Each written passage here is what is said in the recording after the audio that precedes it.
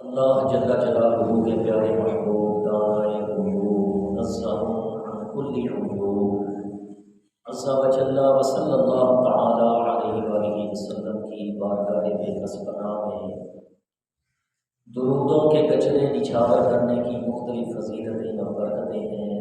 چنانچہ نبی پاک صاحب لودات سیاح افلاق صلی اللہ تعالی علیہ وآلہ وسلم کا مبارک فرمان ہے، جس کا مفہوم ہے کہ جو کوئی مجھ پر دن بھر میں 100 مرتبہ درود پاک پڑھتا ہے تو رب تعالی اس کی دونوں آنکھوں کے درمیان یعنی پیشانی پر یہ لکھ دیتا ہے کہ یہ بندہ منافقت اور دوزخ کی آگ سے آزاد ہے۔ ہمیں بھی چاہیے جہنم سے آزادی حاصل کرنے کے لیے منافقت جیسی مذموم صفت سے پاک باز ہونے کے لیے اپنے پیارے آقا صلی اللہ تعالی علیہ وسلم پر جتنا ہو سکے درود و سلام کی کثرت کی کوشش کیا کریں۔ اللہ ہمیں بھی یہ سعادت نصیب فرمائے۔ سلسلہ تفسیر القرآن جاری ہے۔ آج کی آیت کریمہ سورہ بقرہ کی آیت نمبر 30، اس کے حوالے سے انشاءاللہ سبجل ہم کچھ سنیں گے۔ دعا ہے کہ رب تعالی مجھے بھی حق سچ بیان کرنے اور ہم سب کو سن کر اس پر عمل کی سعادت نصیب فرمائے۔ یہ 30ویں آیت جو سورہ بقرہ کی میں نے تلاوت کرنے کا شرف حاصل کیا، یہ پورا رکوع ہی تقریباً حضرت آدم صفی اللہ علی نبینا وعلیہ الصلاۃ والسلام کی پیدائش، ان کی جنت میں تشریف آوری، پھر زمین پر ان کا تشریف لانا، یہ مختلف واقعات حضرت آدم علیہ السلام کے بارے میں اس رکوع میں بیان کیے گئے ہیں۔ چنانچہ اس آیت کریمہ میں اللہ جل شانہ نے ارشاد فرمایا وَإِذْ قَالَ رَبُّكَ، اور جب رب نے، آپ کے رب نے فرمایا، محبوب یاد کیجئے کہ جب آپ کے رب نے ارشاد فرمایا تھا، کس کو فرمایا؟ للملائکہ، فرشتوں سے جب رب نے فرمایا کیا تھا؟ انی جاعل فی الارض خلیفہ، کہ میں زمین پر اپنا ایک خلیفہ، اپنا ایک نائب یہ بنانا چاہتا ہوں، بیچنا چاہتا ہوں۔ فرشتوں نے کیا کہا؟ قالوا اتجعل فیہا من یفسد فیہا ویسفک الدماء، فرشتے بولے کہ مولا کیا تو ایسے کو اپنا خلیفہ بنانا چاہتا ہے جو زمین پر جا کر فساد کرے گا اور خون ریزیاں کرے گا؟ وَنَحْنُ نُسَبِّحُ بِحَمْدِكَ وَنُقَدِّسُ لَكَ، اور ہم تیری تعریف کرتے ہوئے تسبیح بیان کرتے ہیں، تیری پاکی ہم ہی بڑی بیان کرتے ہیں۔ قَالَ إِنِّي أَعْلَمُ مَا لَا تَعْلَمُونَ، رب نے فرمایا فرشتوں جو میں جانتا ہوں تم نہیں جانتے۔ یہ اس آیت کریمہ کا مفہوم و مطلب ہے۔ اب اس کی تفسیر میں اگر غور کیا جائے، اس آیت کے اندر سیکھنے کے لیے، سمجھنے کے لیے کئی ایک موتی رب نے پروئے ہیں۔ ویسے تو سارے کا سارا قرآن ہی یہ سرکار دو عالم صلی اللہ وسلم کی تعریف ہے۔ اگرچہ یہ آیت حضرت آدم صفی اللہ علیہ السلام کے بارے میں اتری ہے، لیکن اگر عشق کی نظروں سے اس آیت کو بھی پڑھا جائے نا تو شان اس میں بھی حضور کی ہی نظر آتی ہے۔ کیسے؟ آئیے سمجھیں۔ اس آیت کا پہلا لفظ ہے وَإِذْ قَالَ۔ یہ جو لفظ ہے نا وَإِذْ، قرآن پاک میں کئی آیات کے شروع میں یہ لفظ آیا ہے۔ اس کا مطلب ہوتا ہے اور محبوب یاد کیجئے جب۔ وَإِذْ کا جو مفہوم ہے، رب محبوب سے فرماتا ہے محبوب ذرا یاد تو کیجئے وہ وقت، آگے پھر جو رب فرمانا چاہے۔ اسی طرح بعض آیتوں کے شروع میں علم تارا یہ لفظ آیا، جیسے سورہ فیل میں علم تارا کیف فعل ربک باصحاب الفیل۔ دیگر بھی کئی آیتوں کے شروع میں علم تارا کا لفظ بھی ہے۔ علم تارا کا معنی، اس کا مطلب وہ بھی یہ ہوتا ہے کہ محبوب کیا آپ نے وہ نہیں دیکھا تھا؟ اب اس لفظ کا جو ترجمہ ہے نا وَإِذْ قَالَ رَبُّكَ لِلْمَلَائِكَةِ، جو رب نے فرمایا محبوب وہ وقت یاد کیجئے جب آپ کے رب نے فرشتوں کو کہا تھا کہ فرشتوں میں زمین میں اپنا نائب بنانا چاہتا ہوں۔ یہ جو لفظ ہے وَإِذْ، یہ حضور کی شان بیان کر رہا ہے۔ کیسے؟ حضرت آدم علیہ السلام ابھی اس وقت پیدا نہیں رب نے فرمایا آدم علیہ السلام کو، لیکن حضور کو رب فرما رہا ہے محبوب ذرا یاد کیجئے وہ وقت جب میں نے فرشتوں سے کہا تھا۔ یہ جو بات ہے نا یاد کیجئے ذرا وہ وقت، اس کو کہی جاتی ہے جو اس وقت وہ واقعہ ہونے سے پہلے وہاں موجود ہو۔ جیسے میں آپ سے کہوں، فرض کریں کہ مہینہ پہلے ہم لاہور گئے ہوں اور مل کے ہم نے داتا صاحب کے مزار میں حاضری دی ہو، اب میں آپ سے کہتا ہوں حاجی صاحب، بھائی صاحب، بیٹے وہ وقت ذرا یاد تو کرو جس دن ہم گئے تھے وہ داتا صاحب، جب ہم گئے تھے وہ ذرا یاد تو کرو وہ کیسی گھڑیاں تھیں۔ پتہ یہ چلا کہ جو وہ واقعہ رونما ہونے سے پہلے وہاں موجود ہو اسے کہا جاتا ہے ذرا یاد تو کرو وہ بات۔ یہ آیت بتا رہی ہے، یہ لفظ یہ بتلاتے ہیں جب رب تعالی فرشتوں سے ابھی مشورہ فرما رہا تھا کہ آدم علیہ السلام کو پیدا کرنا چاہتا ہوں، تمہارا کیا خیال ہے؟ ابھی پیدا نہیں کیا آدم علیہ السلام کو، مشورہ ہو رہا ہے، لیکن حضور اس وقت بھی موجود تھے۔ اسی لیے تو رب فرما رہا ہے محبوب ذرا یاد تو کرو وہ وقت جب میں فرشتوں سے مشورہ کر رہا تھا۔ یہ آیت اس کے یہ الفاظ بتلاتے ہیں کہ میرے اور آپ کے آقا صلی اللہ تعالی علیہ وسلم کی پیدائش یہ جب رب فرشتوں سے مشورہ کر رہا تھا تخلیق آدم علیہ السلام کے لیے، اس سے پہلے ہی حضور کے نور کو رب نے پیدا فرما دیا ہوا تھا، اور سرکار دو عالم صلی اللہ تعالی علیہ وسلم اپنے نور کے ساتھ رب کا یہ مشورہ فرمانا فرشتوں سے، اس کو حضور دیکھ بھی رہے تھے، سن بھی رہے تھے۔ اسی لیے تو رب کہتا ہے محبوب یاد تو کرو ذرا وہ وقت جب میں مشورہ کر رہا تھا فرشتوں کے ساتھ۔ ایک تو اس آیت سے یہ موتی ایمان افروز چننے کو ملا کہ یہ آیت بھی میرے اور آپ کے آقا صلی اللہ علیہ وسلم کی تعریف ہی ہے۔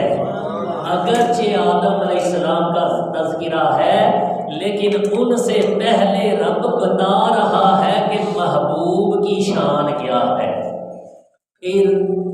اس آیت کریمہ میں جو سب سے پہلے رب نے فرمایا کہ رب نے فرشتوں کو پوچھا، کیا پوچھا؟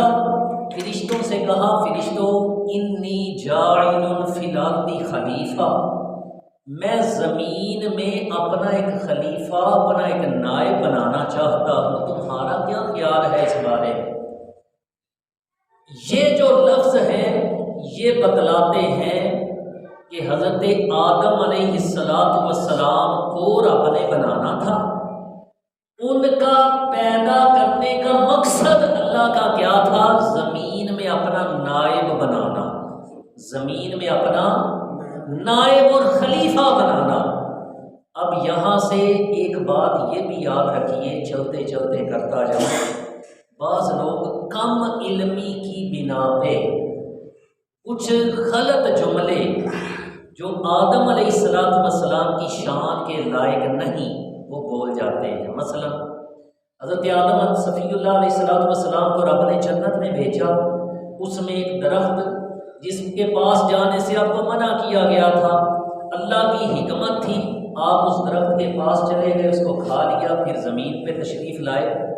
لوگ اس میں طرح طرح کی باتیں کم علمی میں یوں کر جاتے ہیں، بعض تو نادان یہ کہہ دیتے ہیں کہ آدم علیہ السلام نے وہ غلطی کی، وہ جرم کیا تھا، وہ پودا جس کے پاس جانے سے منع کیا گیا تھا اس کے پاس گئے، اس کو کھا لیا۔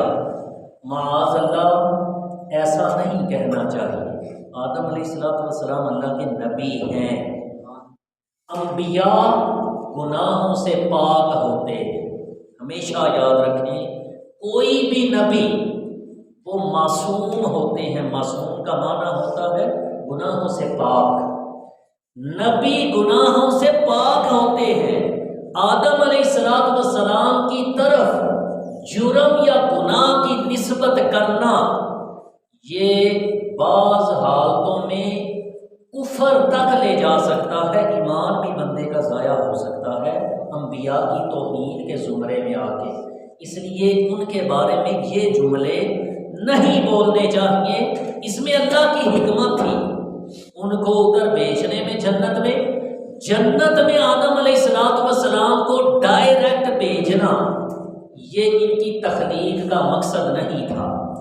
تخلیق آدم علیہ السلام کا جو اصل مقصد تھا وہ رب بتا رہا ہے کہ میں ان کو زمین میں، فی الارض کا لفظ رب نے فرمایا، ارض کہتے ہیں زمین کو، تو رب نے فرمایا کہ میں زمین میں ان کو اپنا نائب بنانا چاہتا ہوں۔ اب بتائیے، اگر آدم علیہ السلام اس پودے کے پاس نہ جاتے، زمین پر آنے کا آپ کا سبب نہ بنتا، تو زمین میں کیسے وہ خلیفہ ہوتے؟ رب کی حکمت یہی تھی کہ ان کو زمین میں خلیفہ اپنا بنانا تھا، اس لیے جنت میں بھیج کر یہ واقعہ جیسے رب کی مشیت تھی، جیسے رب کی مرضی تھی، یہ رونما ہوا۔ لیکن ہمارے لیے یہ ضروری ہے کہ ہم حضرت آدم علیہ السلام کی طرف گناہ کی نسبت، جرم یا غلطی کی نسبت نہ کریں۔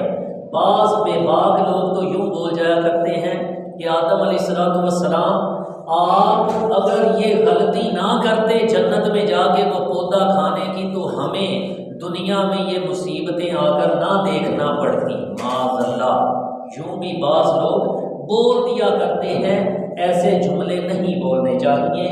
یہ قرآن کی آیت بتلاتی ہے کہ آدم علیہ السلام کو رب نے پیدا ہی زمین پر بھیجنے کے لیے کیا تھا۔ یہی تو رب فرشتوں سے مشورہ فرما رہا ہے کہ زمین پر بھیجنا چاہتا ہوں بندے کو بنا کے، تمہارا کیا خیال ہے؟ جنت کا ذکر نہیں کیا، زمین کا ذکر کیا ہے۔ تو یہ اللہ کی مرضی تھی اس طرح یہ تخلیق ہونے کی اور یہ واقعہ رونما ہونے کی۔ پھر جب فرشتوں سے پوچھا تو فرشتوں نے آگے سے جو یہ جواب دیا، قالوا وَتَجْعَلُ فِيهَا مَن يُفْسِدُ فِيهَا وَيَسْفِكُ الدِّمَاءَ، کہ مولا تو ایسے کو بنائے گا کہ جو انسان یہ پھر خون ریزیاں کرے گا، فساد برپا کرے گا، زمین پہ لڑائیاں جھگڑے کرے گا، تیری نافرمانیاں کرے گا، تو اس انسان کو بنانا چاہتا ہے۔ یہ فرشتوں کو کیسے پتا چلا؟ کہ یہ انسان جو ہے یہ زمین پر جا کر خون ریزیاں کرے گا، فساد کرے گا۔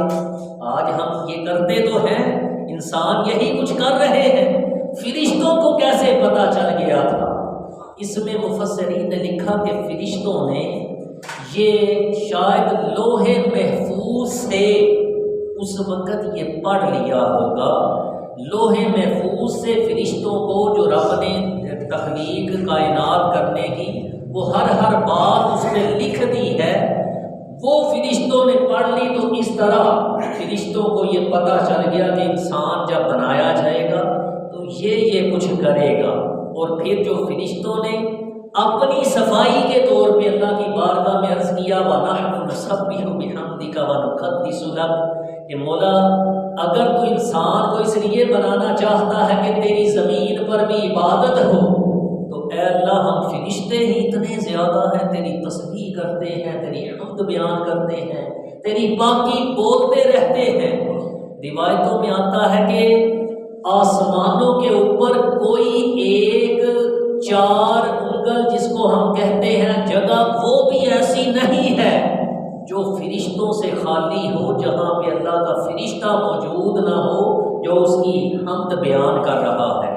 اسی طرح زمین پر بھی بے شمار فرشتے اللہ نے پیدا فرما رکھے ہیں، جن کا دن رات کام ہی یہی ہے کہ اللہ کی تسبیح بیان کرنا، اس کی حمد بیان کرنا، رب کی تعریف کرتے رہنا، عبادت میں لگے رہنا۔ عبادت جو ہے یہ صرف کروانی ہوتی تو پھر فرشتے کہتے ہیں کہ مولا ہم ہی بہت ہیں، تیری اتنی تو تسبیح بیان کر رہے ہیں۔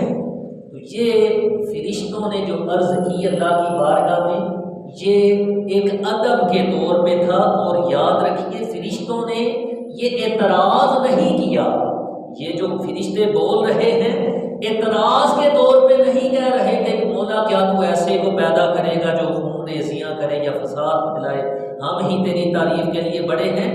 یہ فرشتے اعتراض کے طور پہ نہیں بلکہ اپنی رائے کا اظہار کرتے ہوئے اپنے خیال میں جو فرشتوں نے وہ بہتر سمجھا وہ اللہ کی بارگاہ میں عرض کر رہے ہیں۔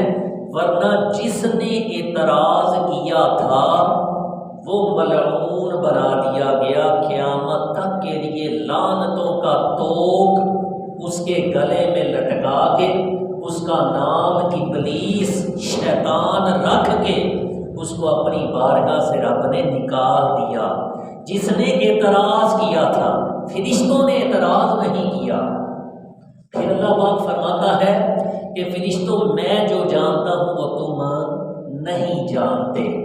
اب اس آیت کریمہ کے اندر جو مختلف درس ہمارے لیے سبق موجود ہیں، اس میں سے ایک سبق یہ ملتا ہے کہ کوئی بھی کام کرنے سے پہلے اگر مشورہ کر لیا جائے تو اس کام میں برکتیں شامل ہو جاتی ہیں۔ بعض لوگوں کی عادت ہوتی ہے اپنی عقل کو ہی بڑا جانتے ہیں، وہ یہی سمجھتے ہیں میں ہی بڑا سیانہ ہوں، مجھ سے زیادہ سیانہ تو دنیا میں شاید کوئی آیا ہی نہیں ہے۔ ایسا نہیں، اللہ پاک کی شان دیکھیے، اس نے یہ سارے سیانے پیدا فرمائے ہیں۔ عقل کو پیدا فرمانے والا وہ مالک ہے، اسے کسی سے مشورہ کرنے کی کوئی حاجت یا ضرورت نہیں ہے، لیکن مخلوق کی تربیت کے لیے رب نے انسان کو پیدا فرمانا چاہا تو فرشتوں سے مشورہ فرما رہا ہے۔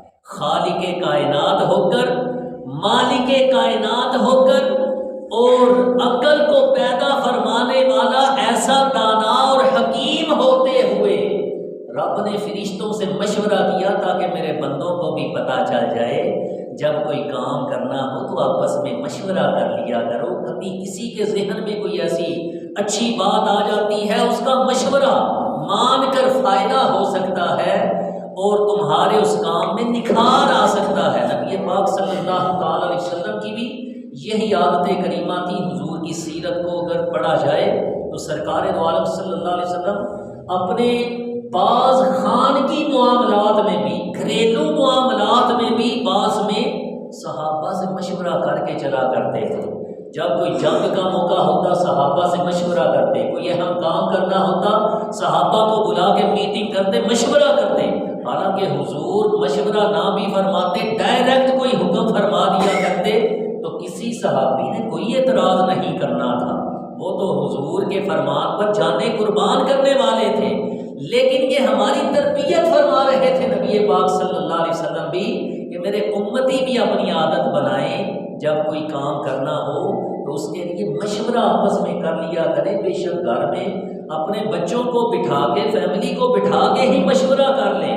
بعض اوقات کسی کے ذہن میں کوئی ایسی بات آ جاتی ہے جو کہ مفید ہوتی ہے، فائدہ مند ہوتی ہے۔ ایک تو سبق اس آیت سے یہ ملا، دوسرا سبق جو ملتا ہے کہ رب نے جو تخلیق آدمیت کا مقصد بیان فرمایا، انی جاعل فی الارض خلیفہ، کہ میں زمین پر آدم علیہ السلام کو اس لیے بھیجنا چاہتا ہوں کہ زمین پر اپنا خلیفہ بنا دوں، اپنا نائب بنا دوں۔ گویا کہ ابو البشر، ساری انسانوں کے باپ حضرت آدم علیہ السلام، یہ اللہ کے خلیفہ ہیں، اللہ کے خلیفہ ہیں زمین پر۔ کیا صرف حضرت آدم علیہ السلام ہی خلیفہ ہیں؟ ایسا نہیں، بلکہ حضرت عبداللہ بن مسعود رضی اللہ تعالیٰ عنہ صحابی رسول ہیں، اور سلطان المفسرین حضرت عبداللہ بن عباس رضی اللہ تعالیٰ عنہ یہ فرماتے ہیں کہ آدم علیہ السلام یہ بھی زمین پر رب کے خلیفہ ہیں، نائب ہیں، اور جو ان کا قائم مقام ہو، قائم مقام کا مطلب کہ جو ان کی تعلیمات پر عمل کرے، ان کا فرما بردار ہو اور ان کی طرح رب کے فرمان پر عمل کرے، وہ بھی زمین پر اللہ کا خلیفہ ہے۔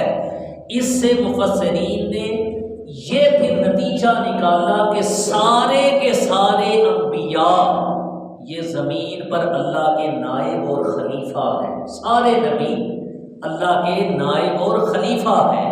امام الانبیاء حضرت جناب محمد مصطفیٰ صلی اللہ تعالی علیہ وآلہ وسلم یہ زمین پر اللہ کے سب سے بڑے خلیفہ ہیں، سب سے بڑے نائب رب کے زمین پر، اور نبی پاک صلی اللہ تعالی علیہ وسلم کی ذات ہے کہ دیگر انبیاء جو ہیں یہ بھی اللہ کے نائب اور خلیفہ ہیں۔ اور ہم عام عوام، ہم میں سے بھی کتنے ہی اللہ کے خلیفہ ہیں اور بن سکتے ہیں۔ کون بن سکتا ہے اللہ کا خلیفہ؟ جو اس اصول پر عمل کرے، رب کی بندگی کرنے پہ، اس کے احکامات کی بجاوری کرنے پہ جو عمل کرے، وہ زمین پہ رب کا خلیفہ ہے، اللہ کا نائب ہے۔ اسی لیے تو فرمایا گیا العلماء ورثۃ الانبیاء، کہ جو علماء ہیں یہ نبیوں کے وارث ہیں، اور انبیاء کیونکہ اللہ کے نائب اور خلیفہ ہیں تو علماء صاحب علم یہ بھی زمین پر اللہ کے خلیفہ ہوئے، اللہ کے نائب ہوئے۔ اور سرکار دو عالم صلی اللہ تعالی علیہ وسلم کی تعلیمات پر عمل کرتے ہوئے اس منصب کو حاصل کیا جا سکتا ہے۔ یاد رکھیں کہ جو نبوت ہے نا، نبی ہونا، یہ کسبی نہیں ہے۔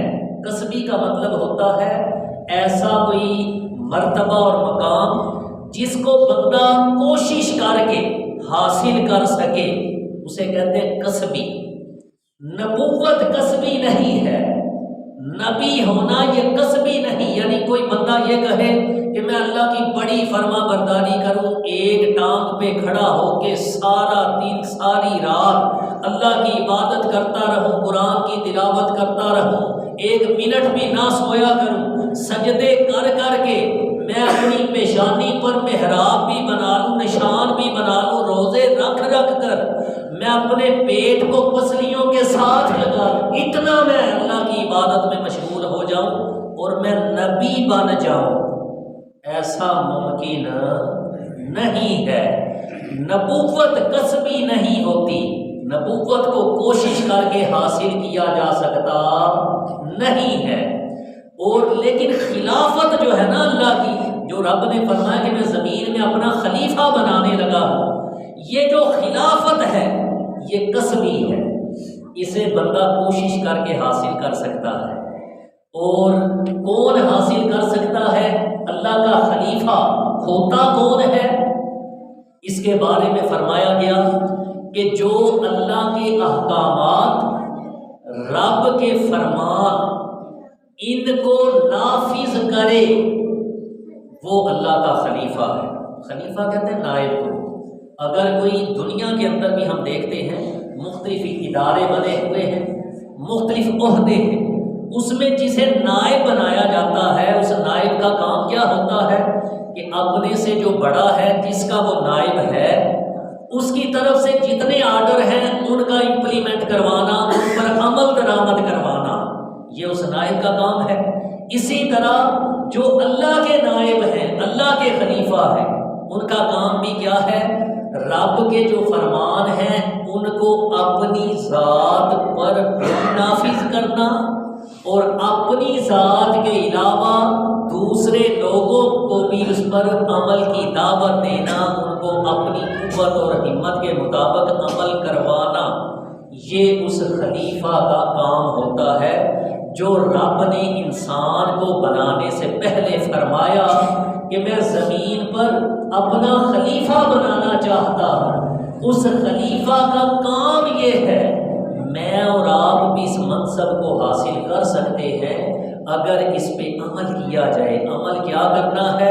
اللہ کے احکامات پہ عمل کیا جائے، اس کے فرمان پر خود بھی عمل کریں، دوسروں کو بھی اس پر عمل کرنے کی دعوت دیں، اور اس کا اجر بھی بہت زیادہ ہے۔ خالی یہ نہیں کہ اللہ کا خلیفہ وہ بن جائے گا، کسی دوسرے کو دعوت دینا اور اس کو اچھے کام پہ لگانا، برائی سے منع کرنا، امر بالمعروف و نہی عن المنکر، اس کا بہت زیادہ فضیلتیں ہیں۔ ایک حدیث پاک کا مفہوم ہے، تو بیٹے خاموشی سے بیٹا، یہ میں آپ سے مخاطب ہوں، چپ کر کے جو ہے یہ گفتگو سنو، دوسرے بھی ڈسٹرب ہوتے ہیں، الگ الگ ہو کے بیٹھ جائیں آپ دونوں الگ الگ ہو کے شاباش۔ میں عرض یہ کر رہا تھا کہ کسی کو اگر اچھائی کی دعوت دی جائے، برائی سے منع کیا جائے، اس کا اجر بھی بڑا زیادہ ملتا ہے۔ ایک حدیث پاک کا خلاصہ ہے کہ نبی پاک صلی اللہ تعالی علیہ وآلہ وسلم نے ارشاد فرمایا کہ قیامت کے روز کچھ لوگ ایسے ہوں گے جن کی شان میدان قیامت میں ایسی بلند ہوگی، رب تعالیٰ ان کے لیے نور کے ممبر لگوائے گا، ان نور کے ممبروں پر ان خوش نصیبوں کو بٹھایا جائے گا۔ حضور فرماتے ہیں میرے صحابہ، نہ وہ نور کے ممبروں پر بیٹھنے والے نبی ہوں گے نہ شہید ہوں گے، نہ وہ نبی ہوں گے نہ شہید ہوں گے کہ جن کو اتنا مرتبہ ملے گا، نور کے ممبر ان کے لیے لگائے جائیں گے۔ پھر حضور فرماتے ہیں کہ انبیاء اور شہداء، نبی اور شہید، یہ اس وقت ان کا مرتبہ دیکھ کر رشک کریں گے، خوش ہو رہے ہوں گے کہ ایسے اللہ کے نیک بندے، ایسے سعادت مند جن کو میدان قیامت میں جہاں نفسی نفسی کا عالم ہے، ہر کسی کو اپنی اپنی پڑی ہے، لوگوں کے پسینے چھوٹ رہے ہیں اللہ کے ڈر کی وجہ سے، لیکن یہ کیسے خوش نصیب ہیں، ان کے لیے نور کے ممبر لگائے گئے ہیں، ان پر انہیں عزت کے ساتھ بٹھایا جا رہا ہے، انبیاء اور شہداء ان پر رشک کریں گے۔ حضور فرماتے ہیں کہ میرے صحابہ پتہ ہے وہ کون ہوں گے؟ یا رسول اللہ صلی اللہ علیہ وسلم آپ بہتر جانتے ہیں، آپ کا رب بہتر جانتا ہے۔ حضور نے فرمایا کہ وہ لوگ ہوں گے جو اللہ کے بندوں کو رب سے ملاتے، اللہ کا محبوب بناتے ہوں گے۔ وہ کیسے بناتے ہوں گے؟ سرکار فرماتے ہیں کہ وہ اللہ کے احکامات، جن کاموں کو کرنے کا رب نے حکم دیا ہے، وہ بندوں کو بتائیں گے، بندوں کو سکھائیں گے۔ نماز، روزہ، زکوٰۃ، حج، اچھے اعمال جن کو کرنے کا اللہ نے حکم دیا ہے، یہ لوگوں کو اس کی دعوت دیں گے، تقریر کے یا عملی طور پہ یہ لوگوں کو اس کی طرف بلانے والے ہوں گے۔ جن کاموں سے رب نے منع کیا ہے ان سے لوگوں کو منع کیا کریں گے۔ جب یہ لوگوں کو ایسی دعوت دیں گے، لوگ اللہ کے فرما بردار بنیں گے تو خود بخود ہی رب کے محبوب بنتے جائیں گے۔ یہ جو خوش نصیب بندے ہیں جو اللہ کے بندوں کو اللہ کا محبوب بنانے والے ہوں گے، بروز قیامت نور کے ممبروں پر براجمان ہوں گے۔ یہ شان ہے کسی کو نیکی کی دعوت دینے کی، برائی سے منع کرنے کی۔ دوسرے لفظوں میں یوں کہہ لیں کہ جو زمین پر اللہ کا خلیفہ ہونے کا منصب ہے اسے حاصل کرنے کی ایک شان یہ ہے کہ اسے بروز قیامت نور کا ممبر عطا کیا جائے گا۔ اسی طریقے سے صرف ایک شان نہیں، حضرت کعب الاحبار رضی اللہ تعالیٰ عنہ آپ فرماتے ہیں کہ جنت الفردوس جو ہے نا، آج ہم دعا کرتے ہیں، اکثر یہ دعا کی جاتی ہے اللہ فلاں کو جنت الفردوس میں اعلیٰ مقام عطا فرما۔ مانگنی بھی چاہیے، اللہ ہم سب کو بھی یہ مقام نصیب فرمائے۔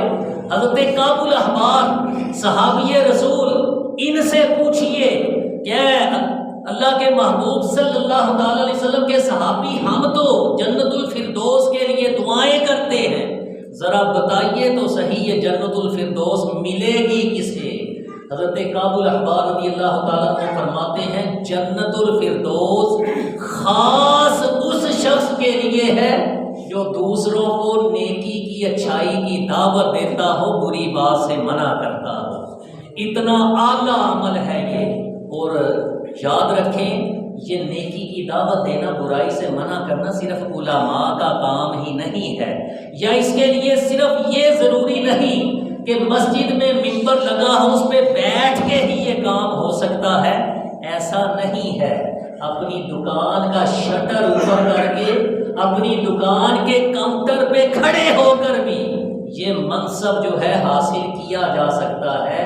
گاہک آیا ہے، اس کو کوئی سودا تول کر دے رہے ہیں، وہ سودا تولتے ہوئے بھی نیکی کی دعوت دی جا سکتی ہے۔ مثال کے طور پہ یہ سودا تولنے والا یہ کہتا ہے کہ دیکھیں جی اسلام کا کتنا پیارا حکم ہے، یہ ناپ تول میں کمی نہیں کرنی چاہیے، سودا پورا ہی تول کے دینا چاہیے۔ قرآن کا بھی حکم ہے، نبی پاک صلی اللہ علیہ وسلم نے بھی اسی کی ترغیب دی ہے۔ کیسا اچھا ہمارا دین ہے، اللہ ہمیں بھی یہ سعادت دے۔ اس نے سودا بھی تول کے دے دیا ہے، اس منصب کو بھی حاصل کر لیا ہے۔ کوئی ڈاکٹر ہے، اس کے پاس ایک پیشنٹ کوئی مریض آ جاتا ہے، یہ اس کو دوائی بھی دیتا ہے، ساتھ ہی کہتا ہے یہ دوائی تو میں نے دی ہے لیکن شفا رب نے دینی ہے۔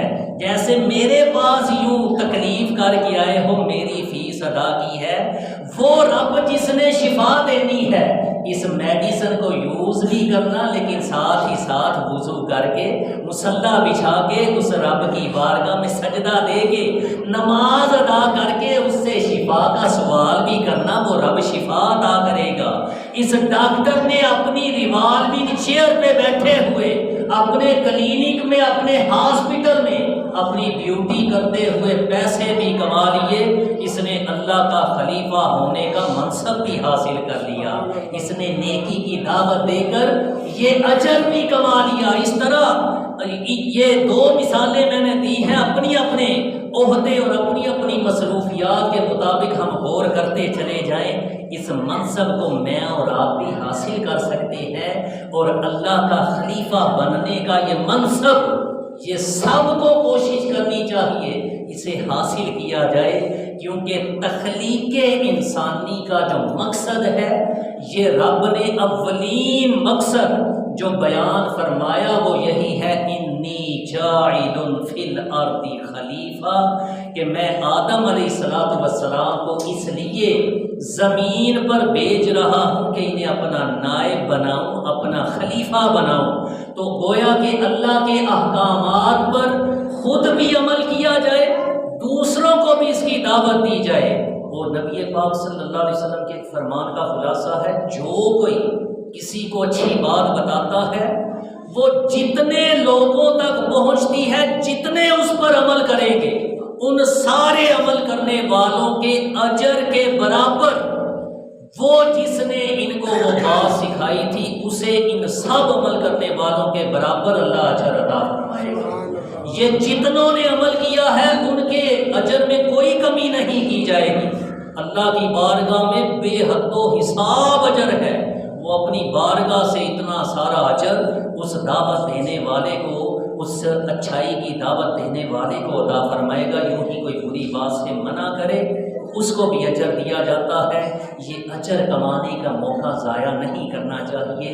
اپنے روزمرہ کے کام کرتے ہوئے بھی ہم یہ سعادت حاصل کر سکتے ہیں۔ پھر اس آیت کے آخر میں جو رب نے فرمایا قال انی اعلم ما لا تعلمون، فرشتوں کو جو رب نے یہ جواب دیا کہ فرشتوں جو میں جانتا ہوں تم نہیں جانتے، وہ کیا تھا جس کے بارے میں رب نے فرمایا میں جانتا ہوں تم نہیں جانتے؟ وہ فرشتے کیا نہیں جانتے تھے؟ اگر زندگی رہی اگلے جمعہ کی مبارک کو یہ عرض کرنے کی سعادت حاصل کروں گا۔ اللہ مجھے اور آپ کو عمل کی توفیق عطا فرمائے۔